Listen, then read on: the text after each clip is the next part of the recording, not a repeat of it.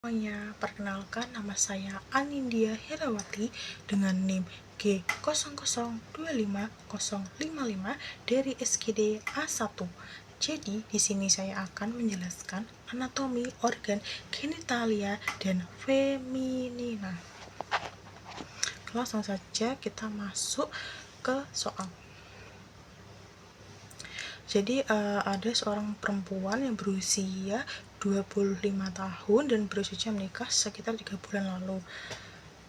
Sejak pernikahan, keduanya ingin segera memiliki keturunan. Nah, untuk soal yang A, jelaskan alur perjalanan oosit sejak dilepaskan dari ovarium sampai mencapai kavum uteri. Langsung saja pada gambar.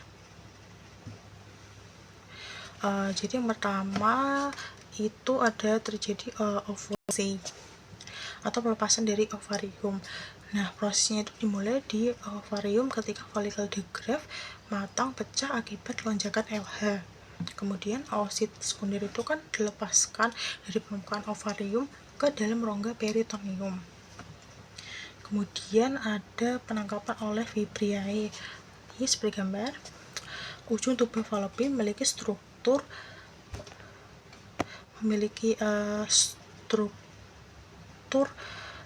seperti jari-jari yang disebut Vibriae. Segera setelah ovulasi, Vibriae akan menyapu permukaan ovarium untuk menangkap oosit dan mengarahkannya masuk ke dalam lubang saluran tuba yang disebut ostium. Kemudian selanjutnya adalah perjalanan melalui tuba fallopi. Setelah masuk ke dalam tuba fallopi, oosit bergerak melalui beberapa bagian utama. Itu ada infundibulum atau bagian yang berbentuk corong di dekat ovarium. Kemudian ada ampulla, bagian terluas terpanjang dari tuba fallopi. Nah, di sini itu tempat ideal terjadinya fertilisasi atau pembuahan.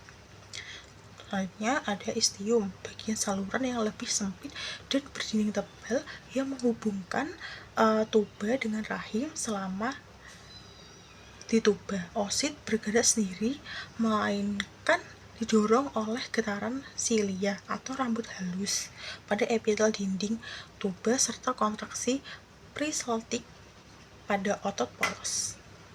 Kemudian yang keempat akan mencapai kavum uteri. Setelah menempuh perjalanan kurang lebih 3-4 hari, oosit akan melewati pars intramuralis atau bagian tuba yang memiliki dinding rahim dan akhirnya sampai ke kavum uteri.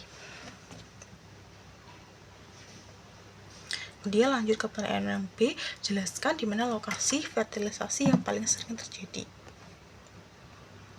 Seperti yang udah dijelaskan pada slide sebelumnya atau bagian A, itu lokasi utamanya itu ada di ampulla tuba fallopi. Seperti ini gambarnya. Nah, tuba fallopi itu kan saluran sel telur yang terbagi menjadi beberapa bagian, dan ampulla adalah bagian yang paling lebar, panjang, dan terletak di tengah saluran tersebut. Nah, kenapa sih fertilisasi itu terjadi di sini? Nah, karena adanya ruang yang luas di mana diameter yang lebih besar dibandingkan bagian istium memungkinkan oosit dan sperma bertemu dengan lebih mudah. Nah, oosit sekunder yang telah diovulasi akan bertahan di ampulla selama kurang lebih 24 jam.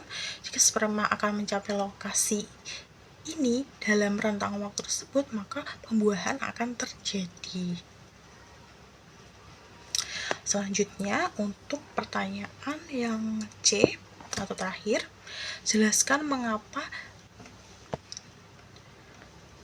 daerah fornix posterior memiliki nilai klinis penting, kemudian kaitkan dengan prosedur seperti kuldosentesis dan kolpotomi.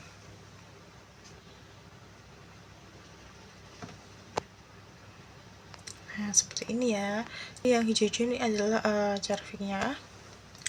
Terutama nilai klinis utamanya itu fornix posterior adalah bagian terdalam dari vagina yang terletak tepat di bawah excavatio Pseudoterina atau Cavum Douglas, karena Cavum Douglas merupakan titik terendah dalam rongga perut saat wanita berdiri atau berbaring telentang.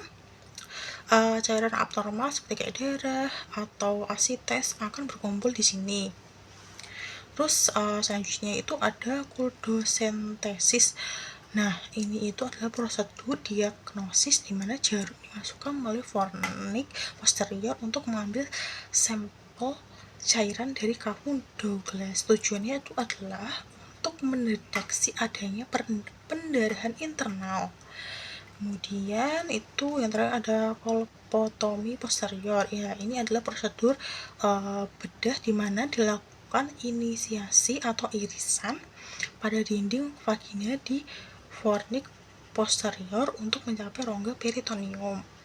Nah, tujuannya ini digunakan untuk drainase absen di Cavum Douglas atau sebagai akses masuk instrumen bedah dalam prosedur ginekologi tertentu tanpa harus membuka dinding perut.